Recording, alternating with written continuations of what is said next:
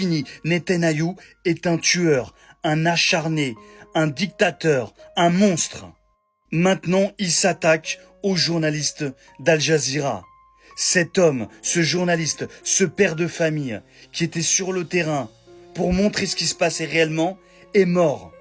Anas Jamal al-Sharif. Et il a laissé un message que s'il mourait dans ce pays qui est sous une occupation, c'est une occupation. Ils veulent ce territoire. Ce qui s'est passé le 7 octobre, c'est une excuse maintenant. Ce que vous êtes en train de faire, c'est une extermination totale d'un peuple. Il faut dire la vérité. Maintenant, je vais vous partager le testament du journaliste d'Al Jazeera. Il faut le partager en masse. C'est très important pour que la vérité soit révélée à la France entière et au monde entier. Si on le fait tous, le message passera. Ceci est mon dernier testament. Si ces paroles vous parviennent, sachez qu'Israël a réussi à me tuer et à me faire taire. Tout d'abord, que la paix, la miséricorde et les bénédictions de Dieu soient sur vous.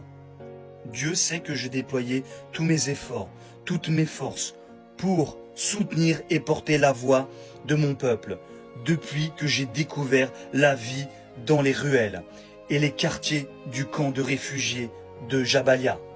J'espérais que Dieu prolongerait ma vie afin que je puisse retourner avec ma famille et mes proches. Ma ville natale d'Ashkelon, Al-Majdal, qui est actuellement occupée. Mais la volonté de Dieu était plus grande et son jugement exécutoire. J'ai vécu la douleur dans ses moindres détails. J'ai goûté à la douleur et à la perte à maintes reprises. Et malgré cela, je n'ai jamais hésité à dire la vérité telle qu'elle est, sans falsification ni déformation. Que Dieu soit témoin contre ceux qui sont restés silencieux et ont accepté nos massacres, dont le cœur n'a pas été touché par les restes de nos enfants et de nos femmes, contre ceux qui n'ont pas mis fin au massacre. Notre peuple subit depuis plus d'1 an et demi.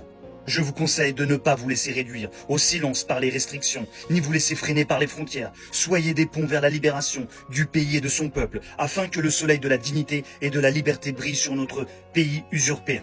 Je vous recommande à ma famille, je vous confie la prunelle de mes yeux. Ma fille bien-aimée Cham, que je n'ai pas pu voir grandir, comme je l'avais rêvé. Je vous recommande également mon cher fils Salah, pour qui je souhaite être un soutien et un compagnon jusqu'à ce qu'il devienne fort. Qu'il enlève mon fardeau et qu'il accomplisse la mission. Je vous confie également ma mère bien-aimée, grâce aux prières de laquelle je suis arrivé jusqu'ici, dont les prières ont été ma forteresse et dont la lumière a guidé mon chemin. Je prie Dieu de réconforter mon cœur et de la récompenser. Là, je fais un petit peu en accéléré. Si je meurs ferme dans mes principes et j'appelle Dieu à témoin que je suis satisfait de son jugement, que je crois en sa rencontre et que je suis certain que ce qui est avec Dieu est meilleur et plus durable. Ô Dieu, accepte-moi parmi les martyrs, pardonne-moi mes péchés passés et futurs et fais de mon sang une lumière qui illumine le chemin de la liberté pour mon peuple et ma famille. Je pense que son message, vous l'avez bien compris. Vous pouvez le retrouver sur Internet, c'est sûr et certain. Mais republier au maximum ce qui se passe à Gaza doit s'arrêter immédiatement. Et maintenant, il faut que tout le monde entier, les Français déjà, qu'on soit solidaires de ce qui se passe là-bas. Ce qui se passe là-bas, c'est ni plus ni moins qu'un massacre et une extinction d'un peuple. Partage, republie et abonne-toi si ce n'est pas encore fait. Et je veux un maximum de cœur dans les commentaires. Et repose en paix.